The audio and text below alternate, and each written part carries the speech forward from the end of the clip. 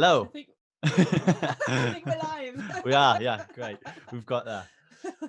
Hi, welcome to this conversation that I'm going to have with Ella Jarman-Pinto. Hi. I'm Tom Werkha, or Tom Leah, and this evening we're just talking about curiosity and composition, and different experiences and our relationship with composition, really.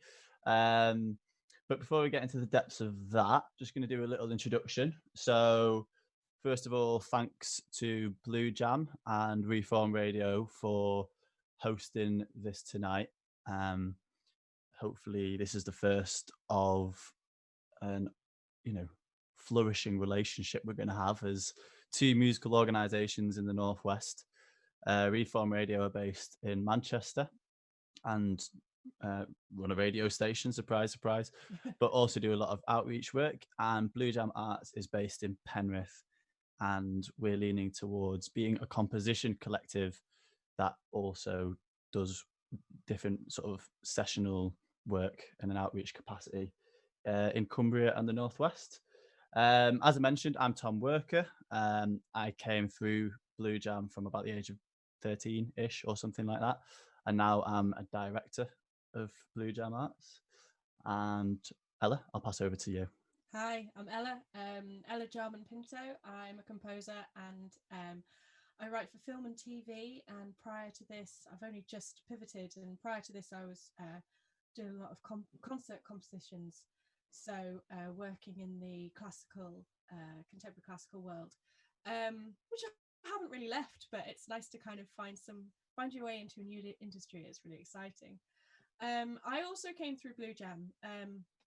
My musical education was pretty much all through Blue Jam, and I didn't really have a choice to start with because Blue Jam was set up by my mum, Ella Jarman. But I have to say it is one of the best educations I've ever had, and that's including, well, I think my higher education topped off things that Blue Jam had taught me.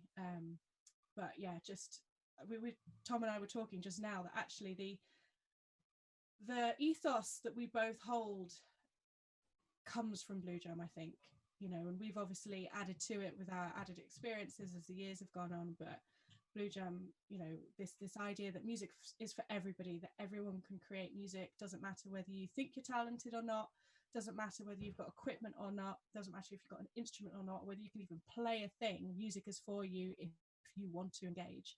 And that's something that Blue Jam has taught us both, and that we hold really dear to ourselves in our kind of musical lives. And what we feels really important with this conversation that we're having is that it's not about how do we get work, it's not about how do we write music even, it's about why we write music, what's the point behind it, why do you spend your life chasing this dream that lots of people chase. And it's almost addictive, isn't it, Tom? Kind of. Yeah, totally. Yeah. And to look at it logically, you wouldn't think it's a good idea. Not at all. No. I'm not saying don't do it, but honestly, it's an awful. No. Yeah. Yeah, I think that's right. And it's I think for some people, it's a big question, and we keep using the word philosophical when we're sort of talking about this.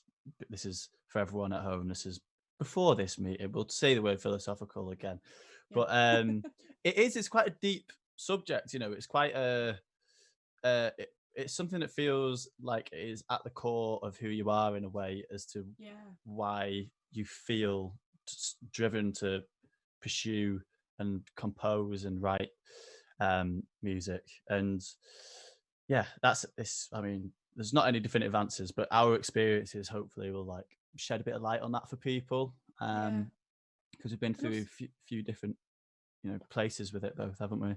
Yeah, and also shed a bit of light on it for us as well, because I mean, like, we the more you talk about it, the more you go, oh, revelation, next piece, that's what that's going to be about. Yeah. Definitely. And everything. That's the exciting part as well, isn't it? Is when you like, oh wait, that thing is interesting, I'm going to try that in some way. And that's that's the curiosity element, I think, that we've sort of Yes. touched on, isn't it? Yeah, absolutely.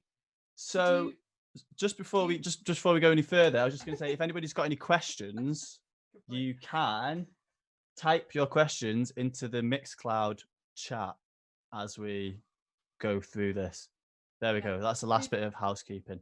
We've got one eye on it, so I've managed to get rid of our faces, and we've got one eye on the chat. So just pop your questions into there, and we'll respond. So, Ella, can I ask you a question? Yeah. Great. So I know your story in terms of your musical journey so Yeah. far. Yeah. But what has that been for you, and how has your involvement with Blue Jam, driven or influenced you as a composer? Yeah. So those are two questions. Those are two good questions. I know I tried to wrap it into one, but it's definitely two, isn't it? I think I'll answer the first one, but the second one might come into it a bit. But so I started writing when I was about 2, which sounds pretty young and prodigy like, but it wasn't. Mm-hmm. Oh. I am stubborn, and as my mother can attest to, I didn't want to read music. I found it hard, and a lot of things came easy to me, but reading music didn't come easy to me, but music did. So instead of reading music, I just learned everything by ear. My mum would sit me down and she'd play something, and then I'd play it back to her. So like, yeah, I just refused to read music. So that's how I got into music. I had to write my own stuff when she was like, no, just sit down and do it by yourself, and which didn't happen very often. So that sounds like she was great. But that's how I engaged. I engaged by creating because I didn't have any other way in. And my mum was a creator. She's an improviser and a composer as well. So, that's what I saw and that's what I enjoyed. And as I got a bit older, I started learning instruments and I started reading music a bit with the different instruments. It still didn't click. Like, I still struggle with reading music. If I'm really honest, I struggle with it. But my ear was the thing that brought me through. And then I remember when I think I was like 13, Blue Jam had already started. So Mum started Blue Jam when I was about 11. Every Saturday we'd do band workshop. It was called band workshop at that point. Every Saturday we'd go and like we'd do a big piece of music together, and then we'd split off into bands, different bands each week. We'd create some music together, we'd come back and we'd perform. We did that every single Saturday and it was amazing. And then I remember when I was 13 going to see Lord of the Rings and was like, whoa, I'm loving the music. I want to write that. And so I just spent hours in the studio, just like with the piano, just rewriting the score to the Lord of the Rings, like in my head going, I'm going to send this to, is it Peter Jackson? Yeah. Yeah. Oh, I don't know if he did the music. I don't think he did, but no, not the music. The director, Howard Shore, did the music. I was like, no, it's mine. I'm going to send this to Peter Jackson, and he's going to take this for the next Lord of the Rings film. And yeah. How did that go? Yeah. Obviously, it didn't happen. Forgetting that all the films had already been made and all that kind of malarkey. So close though, so close. So close. And it was then that I decided, this is, I'd been fighting against it a bit, but this is what I wanted to do for the rest of my life. This is what I wanted to do. I'm a composer. I owned it. Got through school. Blue Jam got me through school. Blue Jam got me through my musical education. I had great teachers, but I mean, it's a different thing, really. And then when I got to Guildhall, I had both a great time and a massive shock. A massive shock because it felt to me that the other people on the course weren't quite as desperate to be a composer like I was. They were still kind of working things out and deciding for themselves, and I, for me, was expecting to go and be surrounded by people who wanted to do this so badly. And actually I wasn't, and I'd been the only one in my school. I was the only one who went to music college. I was the only person doing music A level. I did really well. I was the only person who did music A level, and I had like so much attention. And then going from that to like this incredible environment where you're just learning so much, and also feeling like you're never going to learn enough because of all these incredible teachers who just knew everything. And at the time I was like, 4 years isn't enough, it's not going to be enough. So I just panicked the whole way through, going, I'm not going to learn everything I need to learn. And now 10 years later I'm like, of course not. Of course I'm not, I'm still learning. So I left Guildhall and I did another year of getting commissions, and then I had a massive composer's block. Massive. It got so bad that I didn't like the music I was writing. I would leave deadlines to like 2 days beforehand. I mean, I wrote a number of my final year pieces a few days before the deadline. I was really not in a good place, and I was just pushing all of the music out, just lost all of my energy and all of my love for it. And it got to the point where I just said, right, that's it, I'm not doing it anymore. I'm going to stop writing, because I can't, if I'm not enjoying it, I'm not going to do it. That's not what it is for me. So I stopped. I said, I'm not going to write for a year. So I didn't touch it for a year. And then I got a commission, and I had to break the writer's block with this commission. It was a very angry piece of music. Very angry. Can we hear it or not? You can actually find it on my website. Oh, great. Ella Jarman-Pinto.co.uk. It's called Adomani People. Adomani, which means tomorrow people, tomorrow in Italian, because I was trying to write it in Italy. Nice. It was very cross. And then just sort of like was like, oh, music, oh, I'm never gonna make a career out of this, oh, it's gonna be awful, oh. And decided to give up and go and have a family. And we had a tragedy. We lost our first baby, and he is the reason that I write today, because when he was born, I was just like, what is my life? You know, what mess have I made of this? Well, not mess, but you know, I've sat down and I've taken a step back, and I'm not pushing for the things that I love and pushing for the things that I want.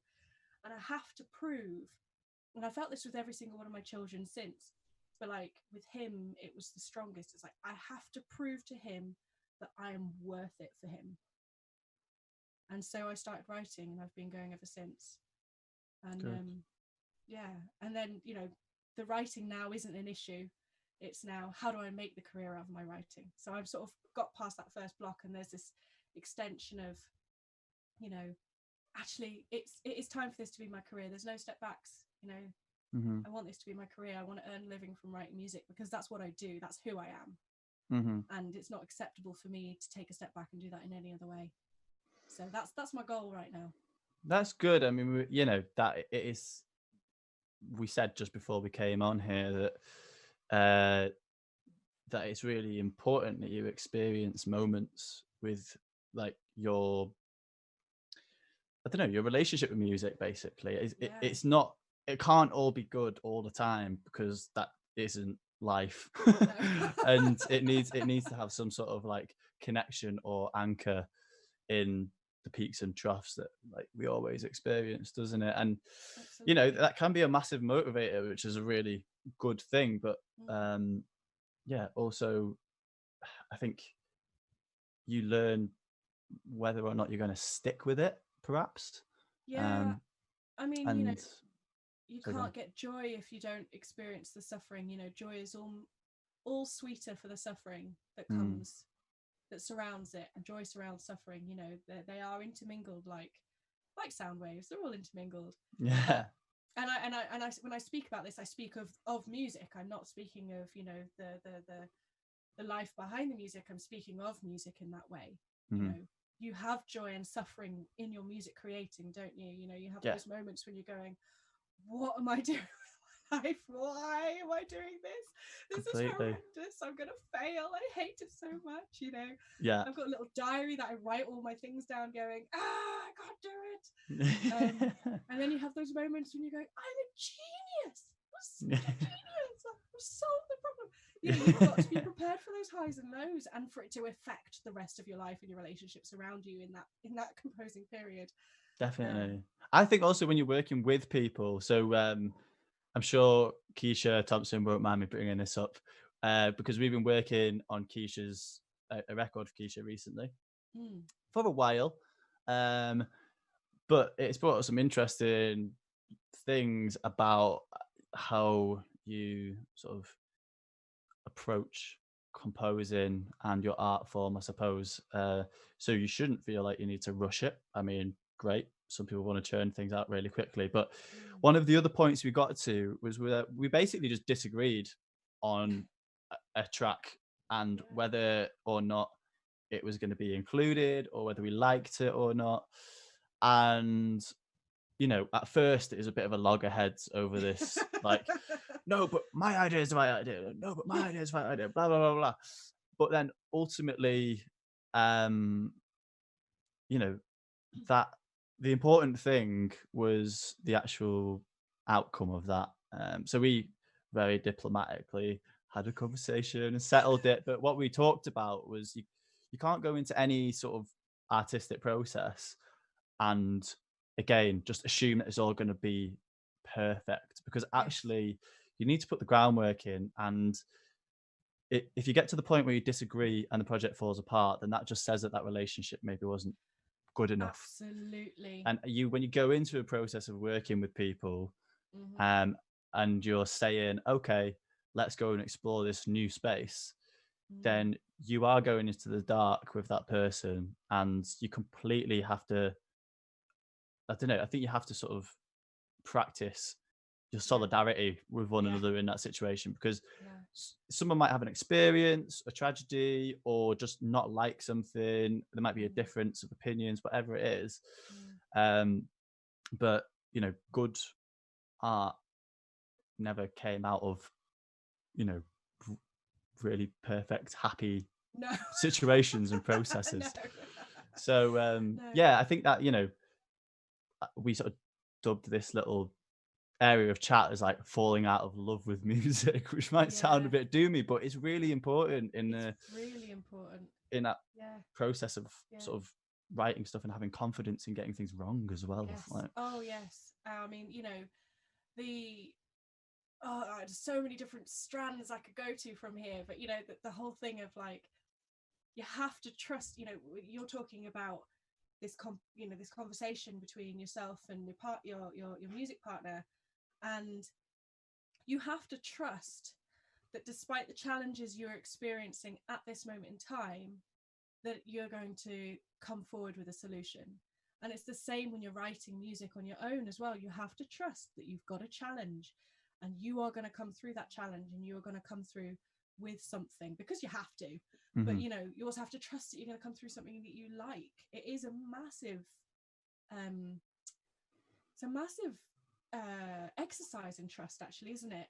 If you don't trust, then it ain't going to go nowhere. And I mean, I work with, in this new role of working with people in TV and film, actually my artistic ideas aren't as important as the directors and the producers' artistic ideas.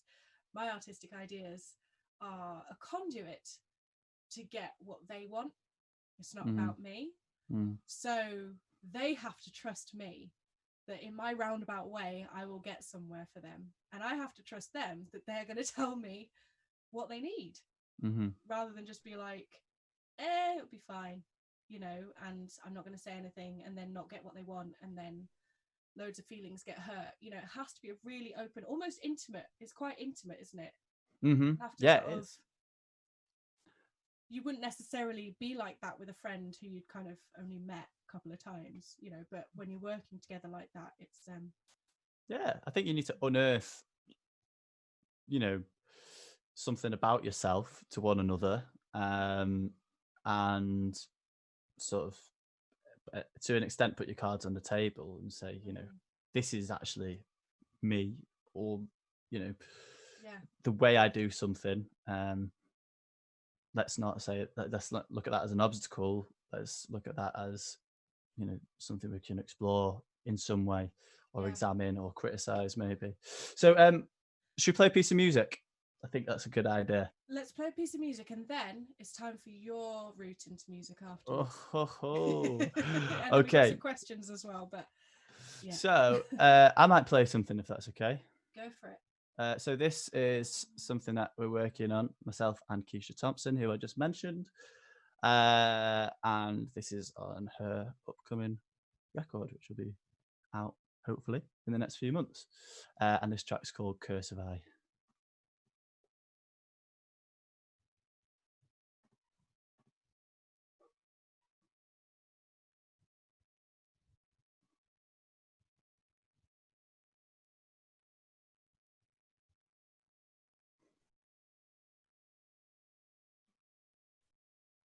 Is it playing, Tom?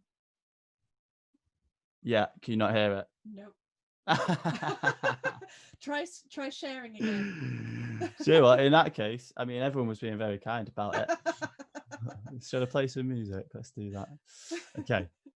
So I thought I'd already done this, but maybe not. There we go. Hey. Right, here we go. Hopefully everybody enjoyed that serene moment there. Yeah, exactly.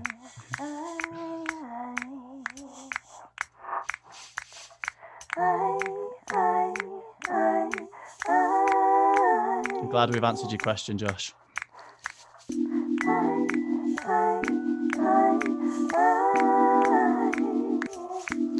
Too independent.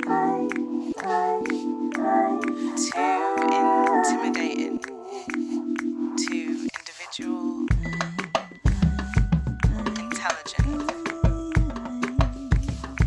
Inquisitive. Idealistic. Innocent. Intimate. Intricate. Intense. Too independent.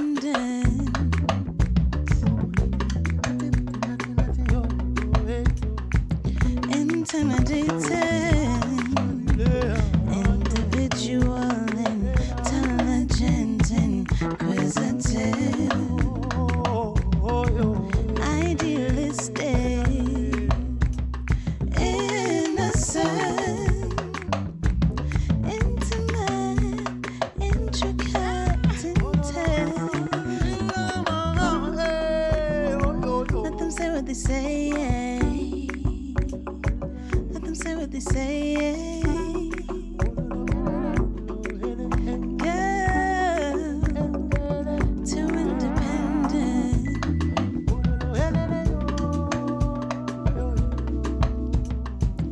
Intimidating. Individual. Intelligent. Inquisitive. Idealistic. Innocent. Intimate. Intricate. Intense. Let them say what they say.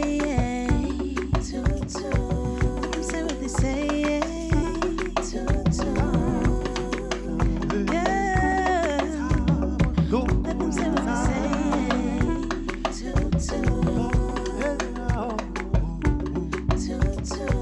Let them say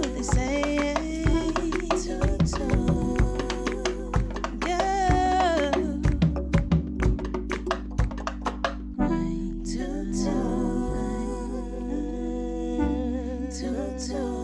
Too independent.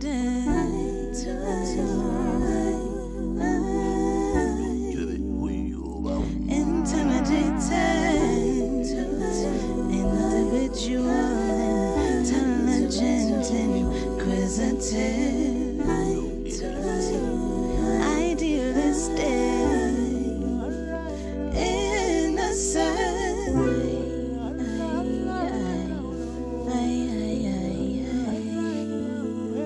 Irresistible. Iridescent.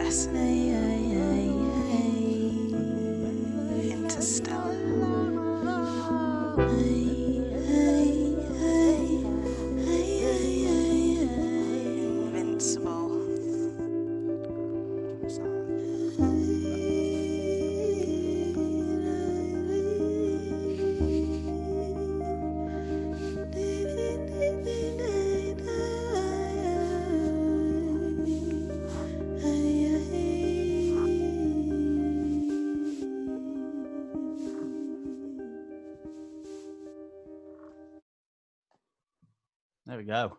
That was gorgeous. Yeah. It was really, really nice. Cool. Thanks. Really, Phew. really nice. Yeah. Literally, just waiting for somebody to approve it from the outside. That's like so much of what the fear of sharing new music is about. Ah! Yeah, absolutely. Yeah. Will they like it or won't they? Yeah. But And so what was your role on that for? I mean, yeah, it was an interesting one. So I had this sketch sat there for a bit, and then we sort of got into starting to work. I was starting to work together with Keisha on this record. This was one of the first sketches. I was like, look, here's something I've started, and I'm not currently using. Maybe this can break the back of like just getting into a first tune. Yeah. And quite quickly, just working sort of in a, I don't know, I was going to say like almost a through composed approach in terms of the process to working on the track, because I think I recorded the synth part in for that as Keisha was sort of jamming her vocal part, and then quite naturally we sort of ended up going upwards at the end there into some other chords in a different area, and then the bit that I've skipped off of that track is it actually transitions then into a spoken word piece. So it's really interesting sort of putting things down and not sort of doing it in chunks of like, here's a verse, here's a chorus, you know, actually just being like, just gonna play and just see what happens to an extent. And then when you hear something like, oh wait, okay, great, I just need to make sure I don't forget, you know, whatever I did in that moment, practice that a little bit. Okay, let's run through that whole thing again and then see if I embellish now that I know that bit that I've learned that I like. So it was really satisfying actually. I think really essentially we did that in a few hours in a day, really. Cool.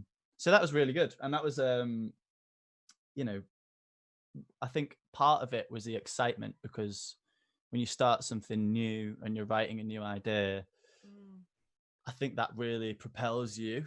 And I think for me, one of the most important things to catch whenever I'm trying to write music is I need to capture a moment or like a piece, like a moment of momentum. It's almost like, you know, these things are whizzing past you every now and again, but it's like, how quickly can you just latch onto one as it whizzes past and just like go on that journey with that idea?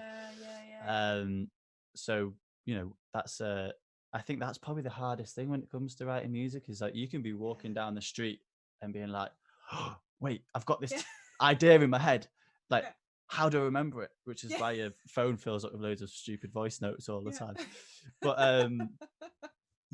but you know, actually the sooner you can get into your creative space that you're familiar with your tools, then you can start playing your craft from something that's in your head to in your ears, basically.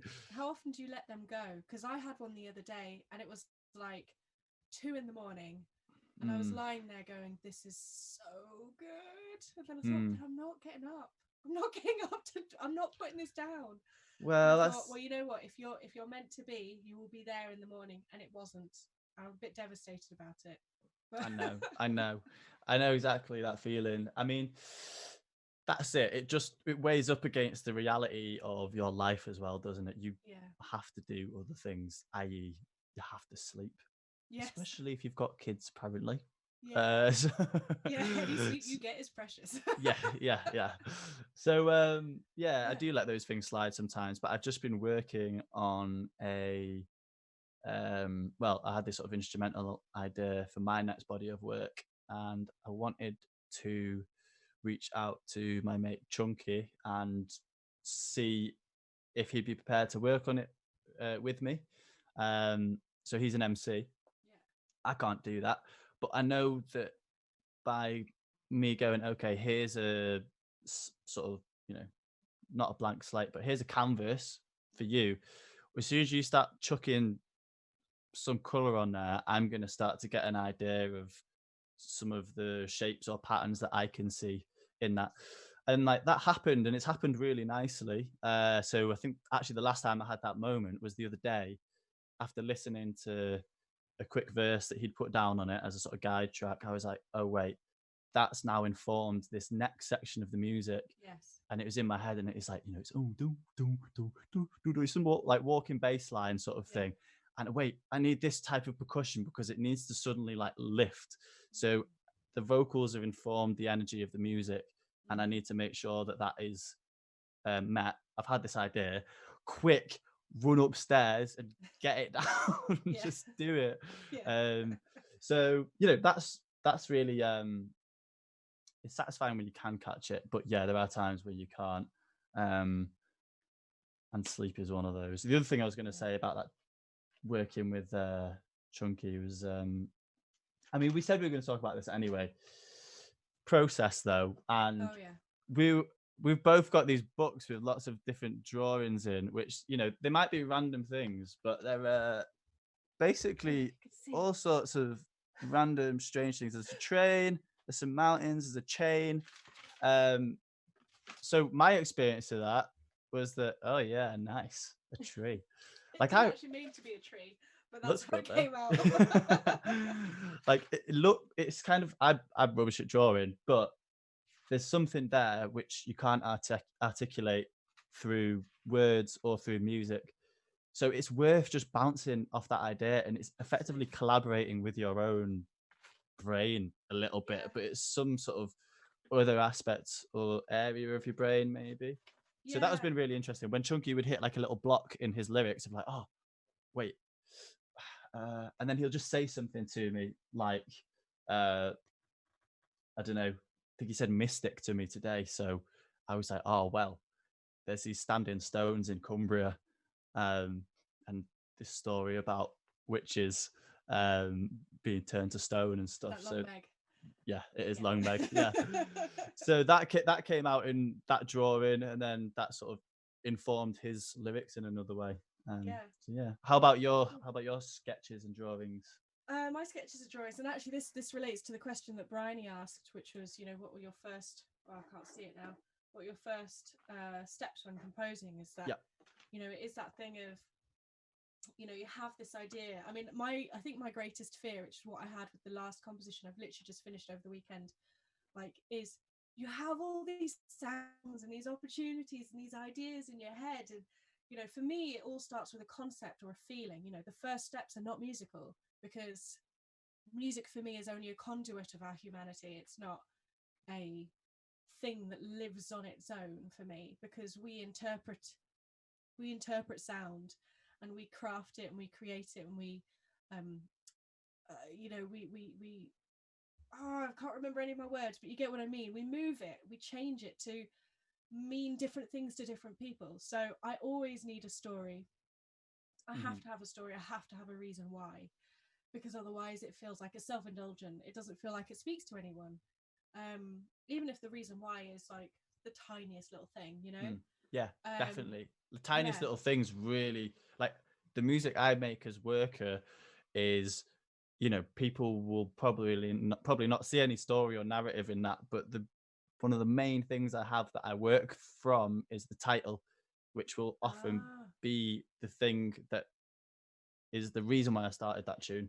So and that title comes first. Well, usually the title is something that is about what it is that has got me out of my seat and in front of a computer or a piano or a guitar or whatever it is. It'll be that drive to want to like express something in its immediacy. So, you know, it's like off my last EP, something called a track called In Sunny G. That was specifically because it had references in the recordings, and that was the place where I was writing the music, was in Glasgow. Sunny G was a local radio station, so it was like, okay, that's the thing that's going to propel this for me, and that's going to give me, hopefully, the sort of sensation you have when you write lyrics or a song, that you feel like you sort of own it or you're expressing yourself. So yeah. I think for me, my titles tend to come if I write to poetry. Poetry is like a way of, for me, of getting the story without having to think too hard. It's a bit of my cheat way out. But then obviously the poem has to speak to me itself. But if I haven't got poetry, I mean, it's why I like writing for film and TV. You know, you've got the TV there. It's a totally different way of doing it. You've got the music, moving pictures, not the TV, moving pictures. Again, it's a totally different way of looking at it, but you gain inspiration from little nuggets that other people might not have noticed. And the piece I've just written, which was a BBC Radio 3 commission, I've called that Lucky. And I got the commission just after I watched a video of Kimberly Jones, and she ends this video about the Black Lives Matter movement and all the protests, and she ends the video saying they're lucky that what Black people are asking for is equality and not revenge. And that for me was just like huge. It just absolutely hit me. So the piece is called Lucky, and you know, and it was my kind of, you know, you've taken in all of this stuff and somehow it's got to come out, and that was my way of getting it out. Amazing. Can we hear it? No. I thought I'd just try. I want the inside scoop, Ella, you know. I know. It's a horrible Sibelius sound, like, you know, when you just go in. Even I don't like the sound of that. I'm just hoping that the tuba sounds better than the. Well, that's an interesting point, though, because actually, like, you have to, you know, there's an element there of the unknown for you. Obviously, you're pretty well versed in writing for what you write for, and how that translates from, you know, Sibelius to an instrument. Yeah. But you must still find that there's parameters, but within that, there's still changes that you can't predict. Oh yeah, there is nothing like sitting in a concert and having your piece performed and going, oh, didn't think that one through. Or, oh, I wasn't expecting it to sound like that. That's a good, you know, that was a lucky escape. What's the worst example of that, and what's the best example of it? Oh, goodness me. So the worst example is, actually, no, an interesting example. So I think this sort of is both. Okay, great. Right? An interesting example is I was composer in residence with Streetwise Opera. Streetwise Opera are an incredible organisation. They have groups around the country. So I worked with this Newcastle Gateshead group, and they work with people who are in vulnerable situations. So they might be homeless, they might be recovering from addiction, but they bring, you know, these people in a space together, safe space that people can come together and sing, and, you know, sing opera essentially. So I wrote this piece of music for them. They wrote the words and I put the words to music, and basically it was one of the hardest things I've ever done, because you really have to take everyone into account, but hearing their sound and like them performing it, it didn't sound like how I expected it to sound, because, you know, even though I'd been to a couple of rehearsals, I'd heard them, I'd worked with them, it's not going to sound how I expect it to, because, you know, they're not professional singers. Their job is not to perform my music perfectly. That is not their job. Their job is to perform my music and enjoy it. It's a totally different way of looking at it. It is. So my job was to create something that they would perform that was challenging enough to give them a sense of achievement once they've got it, but also not too challenging to make it, you know, unperformable. And there was one section that, I mean, you know, I did my best to challenge them. They had like sections in 5/4, and, you know, I'll bet. You know, I didn't make it easy, and they did an incredible job. But there was one section that was, I made it free, and I can't remember how it goes off the top of my head, but the idea was that they would go off individually singing these one phrase in different ways in their own time, and it did not sound in any way as I expected, and I hated it. I just thought, oh no, that didn't work at all. But then when I played it to the other composers who'd been in different groups, they were like, oh, that bit was like the most incredible bit. Yeah. Like, oh wow. Isn't it weird when that happens? You're like, wait, oh, interesting. That's not as, like, the impact of that is like far surpassed like my expectation of that moment. like even Exactly. being a moment, you know. Exactly. And when I'd let go of what my idea of how it would sound was, I could see the beauty of what they'd created. Definitely. And it was just amazing. And you know, it's hard because when you write a commission like that and you have a performance like that, it's hard for other people who haven't seen that process, haven't been part of that process, to see the value in that performance. And that's where I feel like a lot of music falls down at this moment in time. You know, everyone is talking about the end result, not talking about the process being the most important thing. And this is something that we have learned as Blue Jammers, both learning through Blue Jam and also teaching within Blue Jam. Definitely. The process is what counts, you know. That's where the engagement comes in, that's where the beauty comes in, and the performance is a celebration of the process. The performance is not the valuable bit necessarily, unless and it doesn't matter if it doesn't make it to that point as well. Exactly. Because actually, you know, music is inherently social and is about that, isn't it? It's like, I suppose a lot of focus at the moment feels like pressure on commercial music, and I think there's actually a massive distinction between commercial music and consumption versus actually what music is as an experience for people. And also, you know, what's interesting is that I'm getting really cross. Let it out. I had a bit of a clash recently. You know, I'm in a group of people who are looking to create podcasts. I want to create a podcast, which is talking about belonging in the film and TV industry, and you know, about how we can improve diversity, but you have to belong within yourself first. You have to feel like you are okay within yourself in order to, you know, be welcoming to other people. So I'm in this group, and someone says, oh, you know, what should I do about the music? You know, like I could get free music here, or I could just like pay for it here. And I was like, well, as a composer, I would say it's always worth paying for your music, because that gives it a bit of value for yourself. But also, if you pay for music, the likelihood is the music that you've paid for is better quality, because the person's going to have spent a bit more time on it because they're going to get paid. And you know, it's not just quality, it's made by people who really value what they're doing. It's not just about, you know, the sounds. You know, if you pay for it, someone can afford to get better sounds. If you don't have access to instrumentalists and, you know, you're working on sample libraries, if you pay for it, people can create more music that's really good. And if you pay for it, people feel like actually it's worth creating that music and worth putting it out there, and not just, you know, slapping a couple of things down and there you go, that'll do, it's free, but it gets me a bit of exposure, well, hey, type thing. And she was like, she really engaged with it. It was great. I said it in a better way than that, less confrontational. But then someone else came on, they're like, oh, well, you know what, you should do this, like you definitely need a license and also find royalty free music. And I was like, no.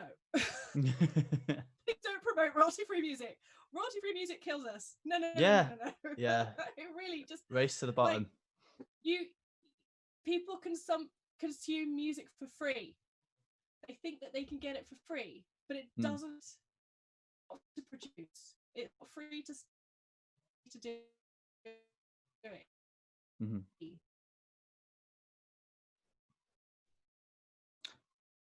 You still there, Ella?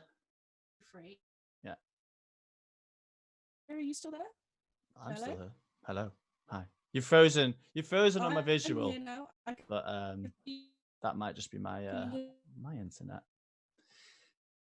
Well, I tell you what, you're a bit frozen, but maybe this is, you know, the universe talking. Oh, there we go. You're back. Yes. Do you want to play us something? Play a piece of music. Yes, play us some music. And for anyone that's watching or listening, oh, I didn't say that. Anyone that's watching or listening, if you've got any questions, put them in the chat on the Mixcloud site that we're streaming this on, and they'll come flying through to us, and then we can answer them, which would be great. So what's this, Ella? Okay, so I'm going to play... choices. You know what? I'm going to play... Oh, I don't know. I'm going to play Do Not Stand at My Grave and Weep. So This is the first song. it's not actually. It's the second song I wrote after my son died. But it's the song that I would say sort of launched my career. But I wrote it for me. I wrote it for me. It was there was no deadline or anything like that. And I wrote it, and I knew that I needed it to be out there, and I needed people to hear it. And maybe, do you mind if I maybe play one that's the same thing for me straight off the back of that? Is that okay? Yeah, let's do it. Absolutely. Great. I'll let you play yours first Do you anyway. want to talk about your one now, and then we just go from one to the other? Yeah, all right. Mine is a piece that is, well, the title of it is Turn to Reverie. It's something that I had as an idea at home, which was a response to my godfather passing away from cancer a few years back. And I never got to actually go and speak to him, basically while he was on his deathbed.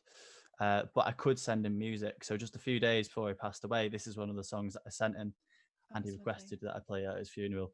So this also has Bryony, Bill's sister, on the vocals. Yeah, wonderful. Great.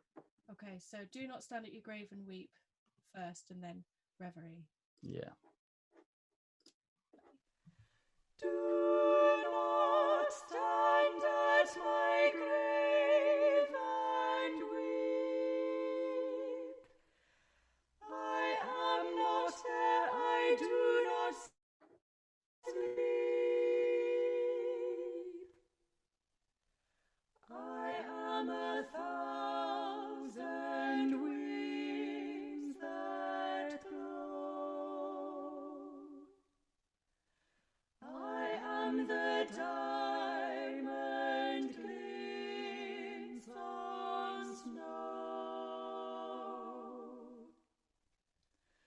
I am the sun unripened grain. I am the gentle autumn rain. When you awaken in the morning's hush, I am the swift uplifting rush of quiet birds in circled flight. I am the soft stars that shine at night. Do not stand at my grave and cry. I am not there. I did not die.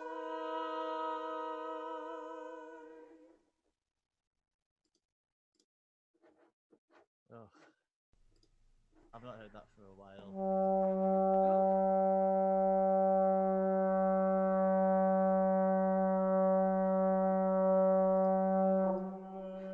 Sorry, I don't know what happened there. Decided to carry on. Right, sorry. That was... I was like, is that Tom's? That was beautiful. Thank you. So nice. Right, I'm just gonna. Can you hear this? If I sorry, 1 second. If I play this, did you hear that? No. Not I yet. might just You have need to to do share upstream your computer sharing. sound. I've completely got this tech stuff down, haven't I? That was so nice, Ella. I've not heard that for a while, and those harmonies. And Thank you. I don't really know much about the matching of melody, harmonies, and lyrics, but when you get like a certain word with a certain dissonance in the harmonies or something, it's quite a simple thing in a way, but like what that can evoke is bonkers. Really. Yeah. Okay, this is Turn to Reverie.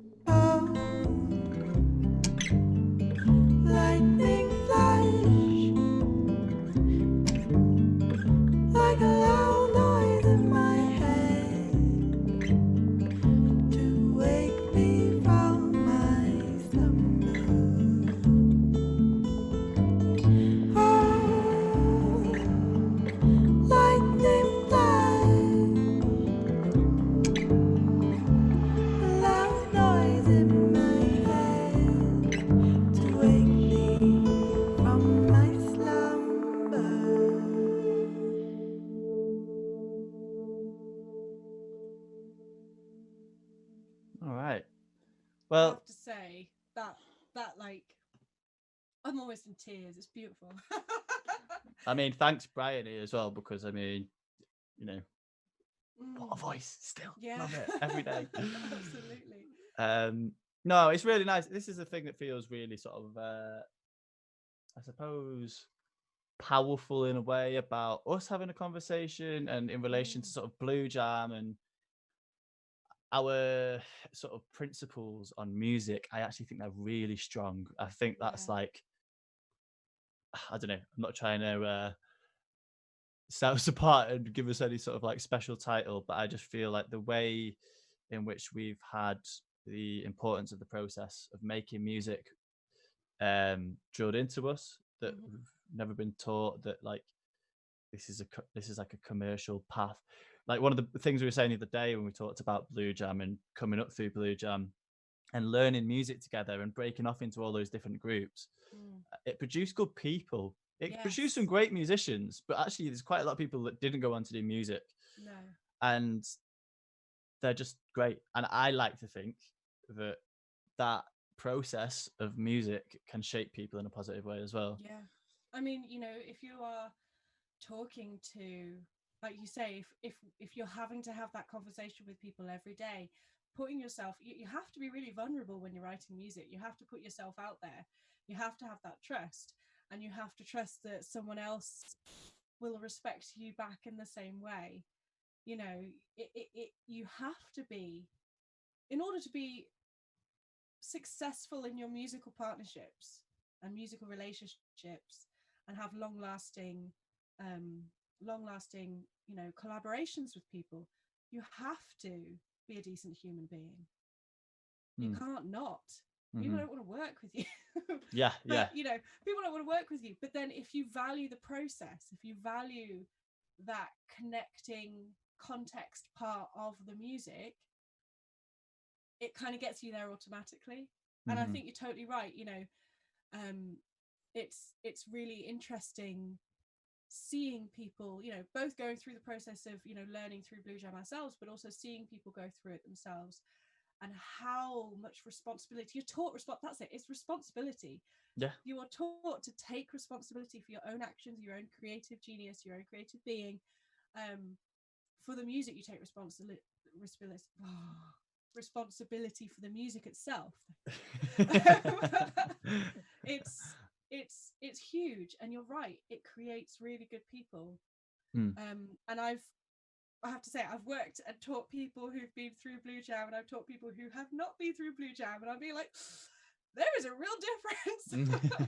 If I'm being brutally honest, there is a real difference. And in respect to me as a teacher, and also to respect to other people, and making yourself accountable.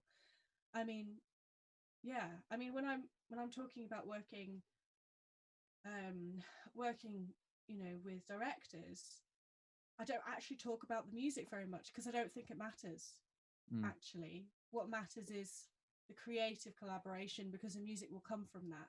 Yeah, I have the yeah. skills to make that happen, so I'm Hmm. lucky in that respect, that I don't really need to think about that all the time. Mm. What I'm focusing on is that connection, because the connection brings the inspiration, which brings those little nuggets, which brings something that truly fits a film, truly fits a TV program, truly fits a podcast if you're going to do it. Yeah. So, Do you get what I mean? so would you say then that when we're talking about curiosity and composition, in Mm, respect to composition with others, mm, the sort of the curiosity in that other that you're going into that musical relationship with is yes. almost as important as your curiosity about the actual music, because first of all you need that bedrock to be able to laugh or cry or whatever it might be, Yes. so that your music can sort of use that as a bit of a springboard, your ideas can use that as a bit of a springboard, Yeah. Yeah. and that's it. Absolutely. That's the journey. That's like not the musical part, is that you go to, just like a gig will take you to another city or a venue or whatever it is, Hmm. you're learning something about other people when you work Yes. with them. Yes. Learning about them, and in some ways helping them learn about themselves as well. If you're asking lots of questions. For example, I did a chat recently with my agent, but I'm going to write her podcast music as a kind of as a favor because she's amazing. And I don't work for free. There is a transaction there happening. Good. But you know, we had a chat, and she was saying, "I'm really scared you're going to ask me in this process what kind of music I like, because I don't know." She's a music agent. She deals with music all the time. But it's like, but don't ask me that question. It's like, I'm not going to ask you that question because it's not important. And instead, I asked her about her project. I asked her what kind of things she wanted to achieve with the project. I asked her the feeling of it. I asked her what would happen if she didn't achieve it. I said, you know, who are you trying to talk to? And we came out with these words that, like, empowering. She's trying to empower people. She's trying to brighten up the industry. She's trying to fight for people's rights, and she's coming from nowhere, but she's also going to be this big voice in the industry, you know. And from that, I came up with one of those little drawings, a little musical drawing, which is entirely informed the piece of music. You know, beforehand I was like, I don't know what I'm going to do. And at the end, it's like, it's going to be this orchestral piece that starts with nothing, comes to this big kind of percussion sound. Then you're going to have different melodies on different instruments interweaving. And through that, you've got a voice just like getting louder and louder. And then all of the instruments interweave and come down towards the voice, and they all join the voice. And at the end, you've just got Katie's voice at the end. You know, like we came up with that in half an hour. Yeah. So the music comes from people and the conversations. So for me, actually, those conversations are everything, and then we could tweak the music after that. But that's where I always want to start. So, okay, that's all well and good when you're working with people. How about when you're on your own, though? I freak out. Yeah, I freak out too. We all freak out. I think everybody needs to understand that everybody freaks out when they do stuff on their own. Like, that's absolutely fine. It's it's a part of it. Embrace it. I think, I don't know, I'll ask you in a second, Ella, but for me, I sort of feel like I approach things now where I'm like, all right, I have a thing and I'm attached to what is driving it, but I accept that nothing might come of it. And that's a really important headspace for me, because it just allows that adventure in the process a bit more. Like, I feel like I'm more prepared to have fun with it, or maybe try something and not be afraid if it doesn't work. If I don't attach this, it has to work for something at the end of it. Even if it actually does have to work for something at the end of it. But like, you know, that's maybe a question then of capacity of your ideas and how many can you create to be able to choose from.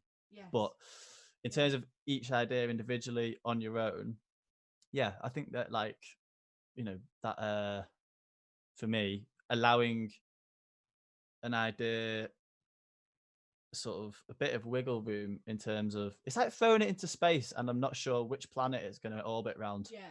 It's something like that. I think that's a really nice way of thinking about it, actually. Like, I think I work in the opposite way. You've got this idea of, I'm going to work on it, what happens. But for me, my thing is trust that I will have a finished product at the end. And not product. If it's for myself, it might take years, and I'm quite happy with it taking years. I just come back to it, keep working on it. It's just fun. It's just something to kind of, it's like meditative. Yeah, totally. Something to just keep working on it. And every now and then I'm like, I need a deadline. I want to get this done now. I'm done. You know, like, that's enough. And it's okay to sort of take stuff like from the shelf that's been there for like 4 or 5 years that isn't finished yet. That's why you did it in the first place and never quite finished it. So that's, you know, I think we can all get a bit too attached sometimes to our ideas, and that they have to mean something really important straight away. For me, I like, you know, if we're talking about initial musical ideas, my way of getting around that initial block is, if I write something and I think, oh, it's beautiful straight away, usually I'm just there going, nah, it's too easy. It's too easy. I'm going to get bored of that. It's not going to work. Whereas if I write something and I hate it, I think, okay, we'll work with this. Why do I hate this? Where do I want to go with it? What part of me did this come out of? Mm. and where eventually I might put the meaning to it. Yeah. And go, oh, that was happening in my subconscious at that moment in time, and this is why it sounds like this. Yeah. If I dislike it, there is something I can do. Whereas if I love it straight away, I know that it's not quite right. Mm-hmm. Mm-hmm.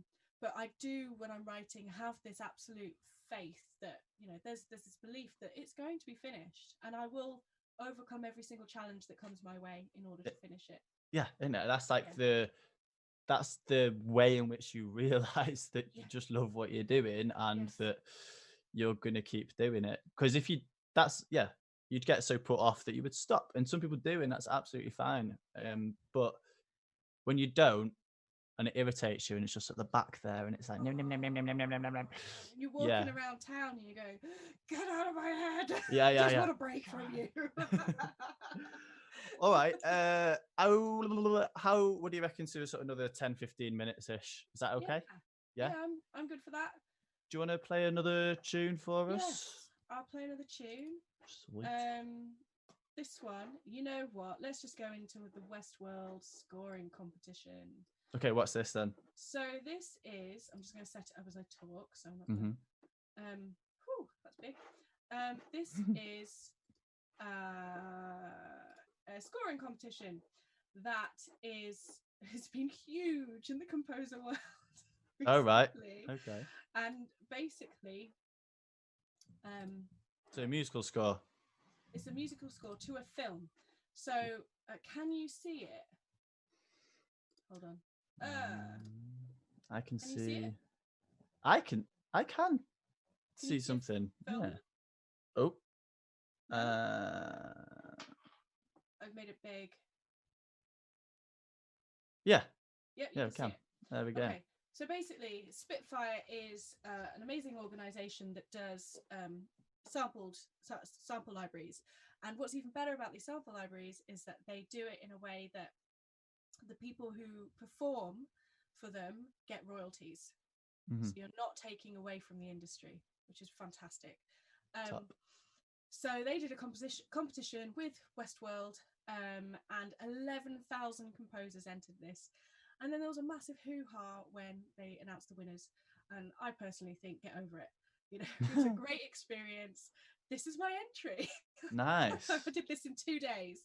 Oh, right. Okay. Yeah, cool. 2 days. So here we go. Let me know if it's too loud.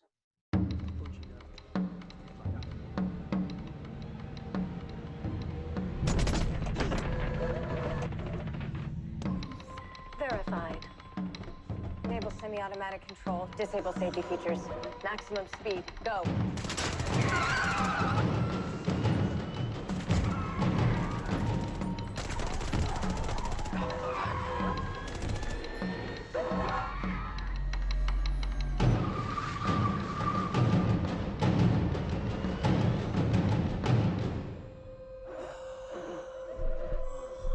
What's happening to him? I think he's switching genres.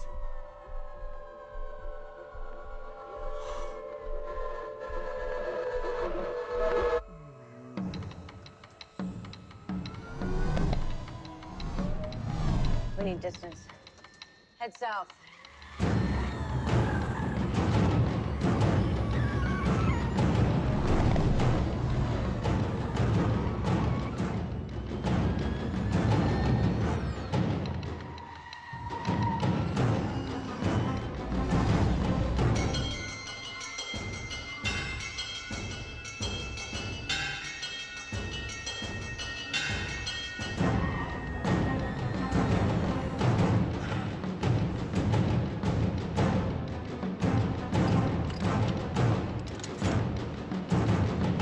Standard issue?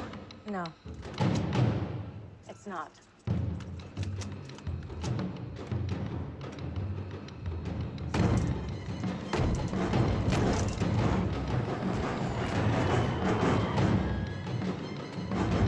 Point and shoot.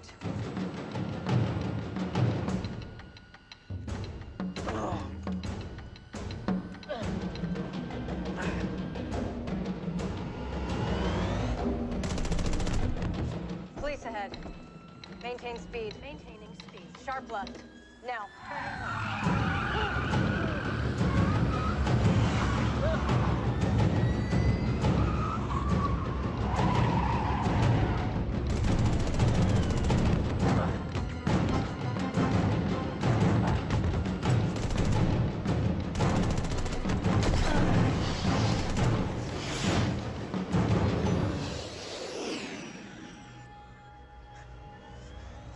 I missed. Hold on.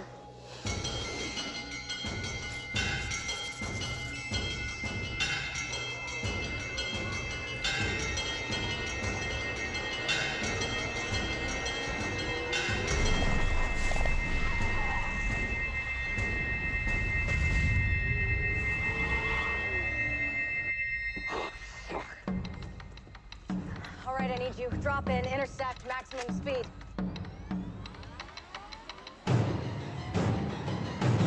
Arm charges now.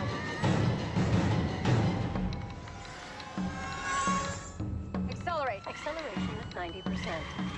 More. 94%. More. 98%.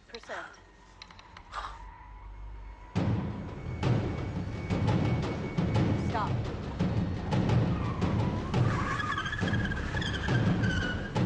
Why the f are we stopping?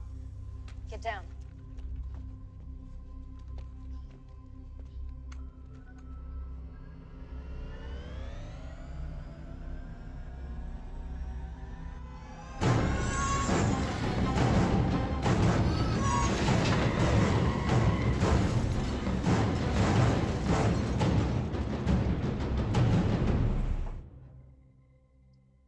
Oh, wow. Cool. Nice. So that's the score that you wrote, which has or hasn't been used. No. or- It hasn't been used. So this was a competition. It fits so well though.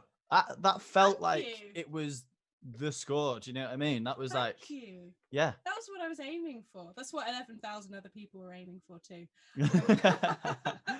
But that's really cool. So presumably the film footage had all of the sort of like car sounds, motorbikes, guns, explosions, etc. Yeah. And then so you this- get given some audio to sort of play with, or basically this was like a brilliant opportunity because we now get to use this as our reel.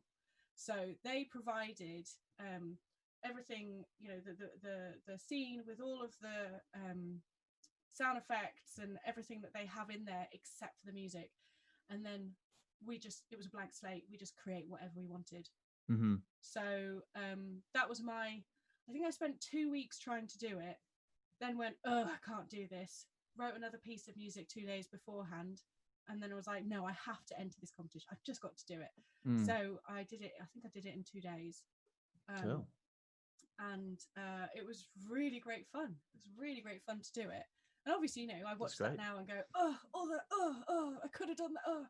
But that's not what matters. You know, that was what I did. That high pitch ringing halfway through. It's like, you know, I love that. I watched a film the other day. Yeah. What was it? The Two Popes, and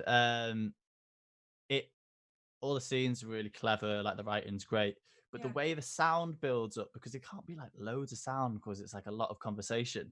Yes. And it offset this like really serene like sort of scene. Yeah. And it's like there's this very tense conversation in this really serene scene, and there's just this like gradual ringing that just like comes in, and it's like, wow, sound can just make you feel completely different about stuff when it is in the right place. Yeah, it's so clever. Absolutely. I've watched the Two Popes, and I don't remember the music. But It's like a good thing. yeah, it is, isn't it? Yeah. I'll try and send you which part it was that I saw that in, because I thought I was going crazy. I was like, what's going on? But yeah, it was really good. It was really good. So we're gonna, you know, it doesn't matter that we keep going a bit more. I think we'll probably call it relatively soonish anyway, just in case anyone wants to get any more questions in. Yeah. That's the people that are on Mixcloud. We've had a couple of questions, so feel free to fire a couple more in. We're going to talk a little bit more. Maybe we'll play one more tune, something like that. So I wanted to ask a bit more. I suppose we talked about the sort of deeper philosophical level. We've talked pretty meaningfully about stuff, We but have, yeah. you know, like big question time. Yeah. How do you think composition keeps you on track? Like, what's the element in it which helps you sort of keep yourself, or do you know what I mean? Keeps you sort of ticking over. What's that where is the curiosity in it for you? I've just seen a question from Josh on the How thing do you as both well. explore different ideas and techniques for doing that? For Doing doing what, Josh? Yeah, go on, Is that Josh. for doing the film, or Uh, I'll let him answer that. But so I'm not sure I got your question. So maybe I'll kind of answer two your questions in question in one. the way that I got it. Yeah, But go I on. don't think it's the question you were asking. I don't really know what question I was asking. I'm just stabbing around in the dark, and I just know that you're going to answer it, and I know we're Say going to get an something. answer. Do you know what I mean? This is exactly the sort of Yeah. approach I'm talking about. Sorry, go on. So I am creative. That's what I've realized is my absolute superpower. I am creative and I'm observant. That's another superpower, and they go well together. But I am creative. I don't care what kind of creativity I'm doing. I have to be creative. If I'm anxious, like I know that sometimes I'm like, oh, I might need a bit of time off. When I'm there going, I need to plan everything. Everything needs to be planned down to the wire. How am I going to create this? How am I going to create that? So no matter what I do, creativity comes out. I used to do loads of crocheting. If I crocheted, I didn't compose. If I composed, I didn't crochet. Now I've moved to sewing. If I sew, I don't compose. If I compose, I don't sew. I'm also being really creative at the moment in trying to boost my career, and it means that I'm not doing any writing. Like for me, the creativity is the most important part of it, but composing is how I bring my creativity in my work. And also it's my first love, and also it's me. I do find it quite tricky with the kids because I know that once I get stuck into an idea, I can't come out of it. So I find it really hard to write when I'm around the kids, and often I do put it off a bit as well. There is that thing of, oh, I've got a deadline. Oh, I want to do it, but I don't. I'm not. It's almost like I'm not ready to jump in. I'm not ready to put myself in that place, because it's quite a painful place to be when you're writing music. Very painful place to be, actually. Yeah. And that's hard to deal with when you're also having to be responsible for children and their emotional well-being. So if you're there going, oh, my head is taken up by this composition, and yet my kids are at me going, I need your attention. I'm like, well, my head is taken up with this composition. I find it really, really hard to split the two. So I tend to go for very short, intense composing times at the moment with a lot of thinking, because that means that I don't have to be in it for too long. Yeah. But I have recently, just recently today, just been like, I need to write a song. I just need to write some music. And for me, I need to do it for myself. And that's a different part of composition. That's me going, this is I need to get back into my meditation. I need to get into my place that makes me feel like I am who I am. Yeah. And I need space to do that. I can't do that with the kids around because you just get cross. But so I don't know if it probably hasn't answered your question, but no, it's good. Triggered that answer. It's good. No, it's just like, I think just we all have our own relationship with why we want to do music and stuff, and I think that's just interested in sort of getting some of that out of you a little bit. So Josh has said, how do you both explore different ideas? Do you want to answer that and one, Tom? techniques for exploring different ideas? I think that's the question. So so exploring different ideas, I mean, actually I would argue one of the hardest things is to consistently create ideas that feel consistent. Like, as in when you put them together. Well, yeah, like, so for example, this is always a battle I have with my stuff, and it's bodies of work, i.e. an album. You're gonna write an hour's worth of music. They have to sit on the same page. It's got to be a narrative. There's got to be some sort of through line there. that's the thing that I would say is a challenge. So for me, the different styles of ideas, different types of ideas, I love exploring them. The hardest thing is actually bringing them all onto the same page. Um, in terms of looking in the other direction, if I was sort of creating things that all sounded the same, which I do have happen as well, explore ideas and different techniques. Yeah, I mean, just pick up something you wouldn't normally pick up, like Yeah, take yourself this out of it. this random thing. I've not used this yet, but yeah, what? Why not? Maybe that's going to make its way into a tune someday or something. So, Yeah. prompts and toys and books.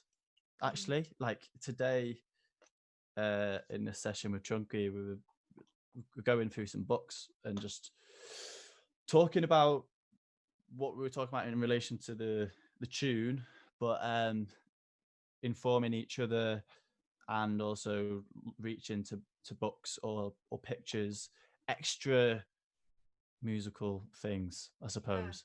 Sometimes like when you take if you play something that you can't play, or play something that isn't in that, if you take yourself out of the history in the context, you're able to a bit more, you're able to yourself and look at things differently and come back into the musical context.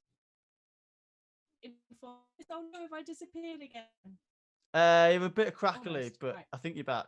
Okay, all right. Yeah, you're back. No, I got most of that anyway. That's Which totally right. Yeah, I think it's exactly what you're saying, but just saying it in a different way. So my sort of experience of this is, and I'll sort of lead into playing another song now as well, if that's all right. But Yeah. whatever there's lots of different ways of doing this in music, because I do a lot of recording and production stuff. Sound is just as valid as any instrument to me. So, and that's a way for me, again, because I can't do this lyrics thing necessarily, I can put a little bit more of whatever my story is for that tune in, and you just don't know. Sometimes you don't use it, but it prompts something else, and that's perfect. So the tune I was going to play is actually it's a remix of a jazz standard, and Okay. yeah, I mean, you'll know the original probably, Ella. We'll come to it afterwards for those who don't. But in this, not actually in this tune, but there's these two tunes I've done. I'll tell you what, I'll give you the option. Do you want to hear the one where it's got skipping rope in, or do you want to hear the one that's a bit nicer? Skipping rope? Okay, skipping rope. It's a good one because actually it was a week and a half ago or something when we had like loads of thunder and lightning in Manchester. It was like absolutely cracking it down. But this tune, when I was listening back to it and playing it, my friend said to me that, oh, this is a tune that's for it came from this old soul tune, sort of street tune in America, and the kids used to skip to it. So I was like, all right, great, I'm going to go record some skipping, see if we can get this in here. And one of the other lines was raw, raw, thunder and raw. So there was this thunderstorm going on outside. It was like, great, record that, put it in, because you just don't know the energy it's going to give it. Yeah. So for me, there other inspirations I'd reach for, ambient sounds or field recordings, to sort of help push the music forward. Right, I've chatted about that for a long time. While you're have you got it ready already? I am ready, but go on. What did you want to? Just to kind of add to that question that Bridie's asked about being what else do you find inspiration from? If I get really stuck, I take other musical ideas. That sounds like I'm nicking things. I'm not. I take them and I change them and I use them as inspiration. It's kind of a starting point. So, for example, one of my pieces is almost entirely made up of "Row, Row, Row Your Boat." It's a banger. Oh yeah. Elongated like this, so long you wouldn't, if you played the line, you wouldn't know what it was. And then all the lines were they all had the same thing, but they were transposed. upper fifth, upper fifth, upper fifth, upper fifth, upper fifth. It might just like all the way through the cycle of fifths, and then slightly offset as well with different accents coming in. So, you know, if you get really stuck, you can just play with stuff, take it apart, destroy it, you know, and see what you can make from it. Totally. I think that's a really healthy approach. All right, so I'm actually not going to say too much about this tune because it isn't out yet, and it will be soon. So I'll shout about it in the near future, and you'll be like, "Oh, that was the thing that he was talking about." But it's good fun anyway. I think, you know, we can maybe. I don't know if there's any other final questions, but we might wrap up after this tune, perhaps, if that's good for you. Do you want to play that one, and then I can play Lamplight straight after? Yeah. Oh, yeah, let's do that. Yeah, that's a good idea. Here we go.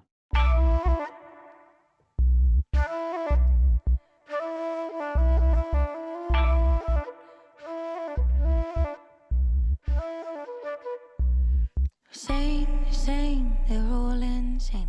Fireman's blind, the conductor is lame.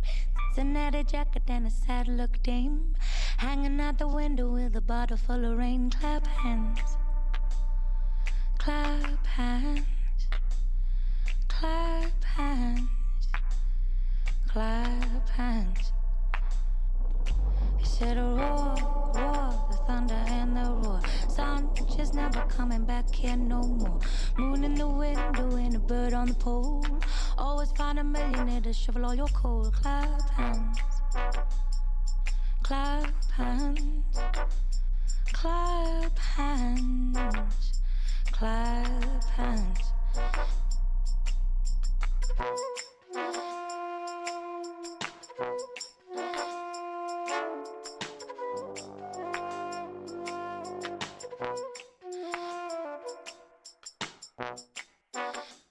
Cause I said esteem 100 bad dreams. Going up to Harlem with a pistol in his jeans. $50 bill inside a paladin's hat. Nobody is sure where Mr. Knickerbocker's at. Shine to Roosevelt down all the way to Baltimore and running out of time. The Salvation Army seemed to wind up in a hole, and they all went to heaven in a little rowboat. Clap hands, clap hands, clap hands, clap hands.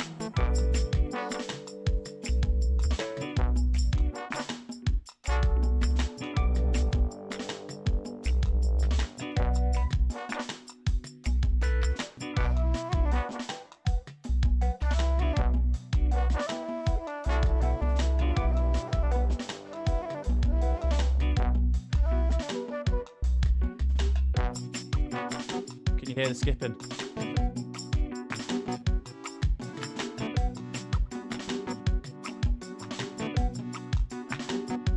It's quite subtle.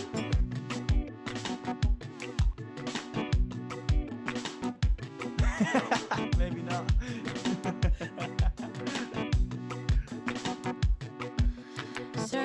Sing, they're all insane. Fireman's blind, the conductor is lame. Cincinnati jacket and a sad look dame, hanging out the window with a bottle full of rain. Clap hands, clap hands, clap hands, clap hands. He said a roar, roar, the thunder and the roar. Something's just never coming back here no more. Moon in the window and a bird on the pole. Always find a millionaire to shovel all your coal. Clap hands, clap hands, clap hands, clap hands. Cause I said to Steve 100 bad dreams. Going up to Harlem with a pistol in his jeans. $50 bill inside a paladin's hat. Nobody is sure where Mr. Knickerbocker's at. Shine, Roosevelt down all the way to Baltimore and running out of time. Salvation Army seemed to wind up in a hole, and they all went to heaven in a little rowboat. Clap hands, clap hands. Well, maybe you couldn't hear the skipping, but that's okay. It's in there, I promise. Is it like kind of a whip sound? Like Yeah. Yeah, I can. Just wasn't sure which bit the skipping rope was like hitting the ground. Or... Yeah, I tried to. We sort of played with the skipping, hitting the ground, but actually, just that sort of little sonic boomy whip was like the really interesting thing. I was like, Yeah. oh, Yeah, really nice. Really cool. nice. Well, Cool. it's been good chatting. It's been great chatting to you. It's been absolutely amazing. Yeah. And like we were saying before, how it's not just this chat isn't just about kind of enlightening other people to our thought processes, but it also enlightens us to our own thought processes. Definitely. And we also, don't necessarily think these things until we say them. and the sense of like, as I don't know, like a critical part of me would be like, oh, you tune into this chat and be like, oh, bloody musicians talking about bloody composition and curiosity. Fine. But actually, what's really nice is to do that in a sort of safe space with another musician, because you don't feel as lonely when you talk about it. This could be a lonely process, can't it? Really Lonely process, but ultimately totally worthwhile. And I always feel good when I've finished a piece, even if I felt terrible during it. yeah, definitely. It's always nice to get another one under my belt and feel like I've made improvement. I've learned something. You learn something from every single one of them. Yeah, definitely. Process. Well, thanks to Reform Radio for hosting this, especially Nirav and Natasha for helping sort this out. Thank you to Bryony Jarman-Pinto for the artwork and for your organisation. And thanks to Blue Jam and Jilly for making us do this. Did you want to shout some as well, is what I was thinking. Yeah, I suppose there's that as well. Yeah. You know, we are. Thanks for shaping me into the human I am today. So, did you want to add a couple of bits on about the next couple of sessions? Yes. So I don't know about the next couple. I didn't get. I don't. Next week. Next week, Blue Jam has a session which is about how to promote your music. And that is next Wednesday, the 8th of July at 8:30. So it's the same time as it was today. Next Wednesday, 8th of July, 8:30. Check out the Blue Jam Arts page on Facebook for more information on it. They've got posts up there. And that should be really exciting. Yeah, great. Yeah. All right. It's been great to talk to you. You too, Ella. We're going to finish with my last piece. And this is Lamplight, and it is performed by the amazing Sarah Walcook and Julia Cobby. And this is one of my songs that I wrote to poetry to May Wedderburn Cannon. Anyway, who wrote the poem. Lamplight. Nice. Bye. Oh, am I not actually? I might nick the sound. Usually. All of I'm that guy. Technical. So. There we go. Give that another go, shall we? No, wrong one. Goodness I would listen to that again. No, definitely. I absolutely would. Right, try it again. How do I play this thing? Stop doing it. Lamplight Street.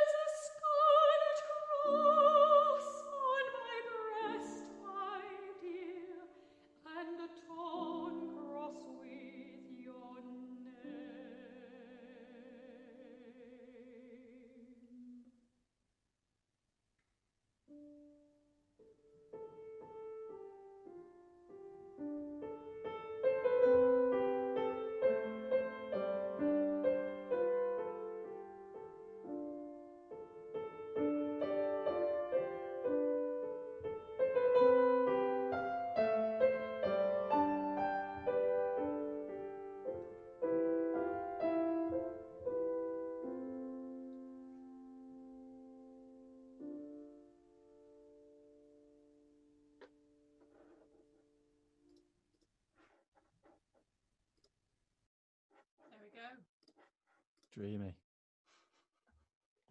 Thank you. Lovely. Right. See you later, people. Thanks for listening. Thanks, Ella.